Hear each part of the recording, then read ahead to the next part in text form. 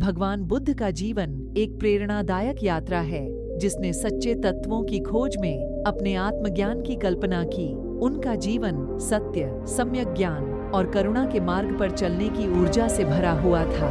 यह उनकी एक अद्भुत कहानी है जो हमें जीवन के महत्वपूर्ण सीख सिखाती है। जन्म। भगवान बुद्ध का जन्म लुम्बिनी, नेपाल में सिद्धार्थ नामक एक राजकुमार के रूप में हुआ था। उनके पिता का नाम शुद्धोधन था और माता का नाम माया था।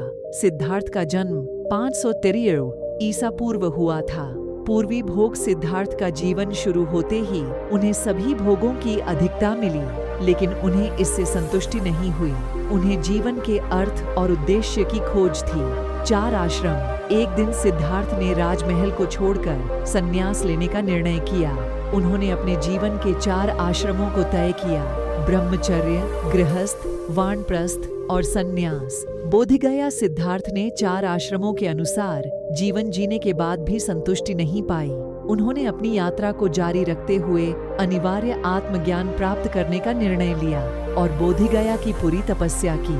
मारामारी। सिद्धार्थ ने बोधिगया के तेतरा कुष्ठ मैदान में बैठकर अद्भुत तपस्या की और आखिरकार वह बोधि वृक्ष के नीचे बैठे और वहां महात्मा मारामारी का सामना करते हुए निर्वाण की प्राप्ति हुई।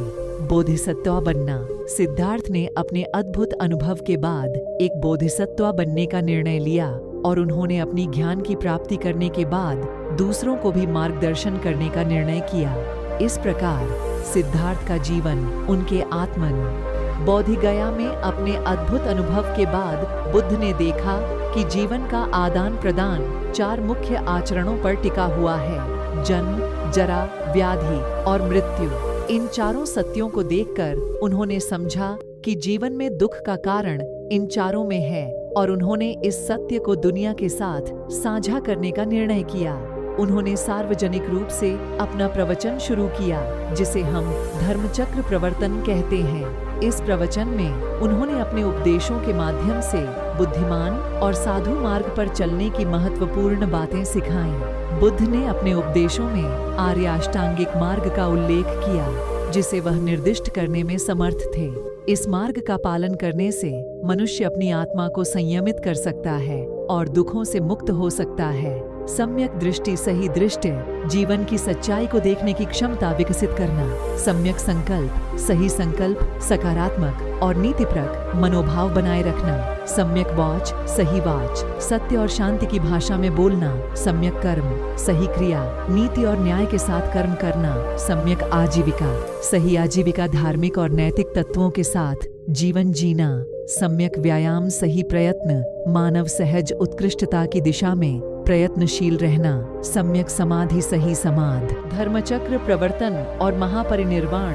बुद्ध का प्रवचन। धर्मचक्र प्रवर्तन के बाद उनके शिष्यों में धर्मक्षेत्री पुनः आगे बढ़ने का जज्बा बढ़ा।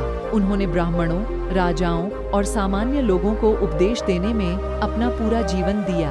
बुद्ध के शिष्य महाकाश्यप, शारिपुत्र, मौदगल्यायन, आनंद, राहुल और मान्य श्रीमान ने धर्म की दीप ज्ञान की बातें दुनिया में फैलाईं। बुद्ध का जीवन समाप्त होते हुए उन्होंने अपने शिष्यों को शिक्षा देने के बाद कुशिनगर में महापरिनिर्वाण प्राप्त किया। उनका महापरिनिर्वाण हुआ 463 ईसा पूर्व। इस समय पर उनके पास बहुत सारे शिष्य और भिक्षु थे, जिनमें आनंद, शारिपुत्र, महाकाश्यप और मौदगल्यायन शामिल थे। बुद्ध के महापरिनिर्वाण के बाद उनके उपदेशों ने एक नए धर्म की श्रृंगार बनाई, जिसे हम बौद्ध धर्म कहते हैं। उनका उपदेश न केवल भारत में बल्कि पूरे विश्व में फैला और लोगों को शांति, सामंजस्य और सच्ची सुख शांति की बातें सिखाई।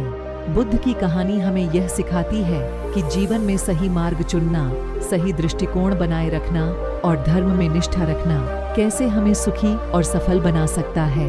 उनकी शिक्षाएं आज भी हमें सही जीवन जीने की राह दिखा रही हैं और उनका संदेश आज भी समर्थन और समर्पण की ऊर्जा भरा हुआ है।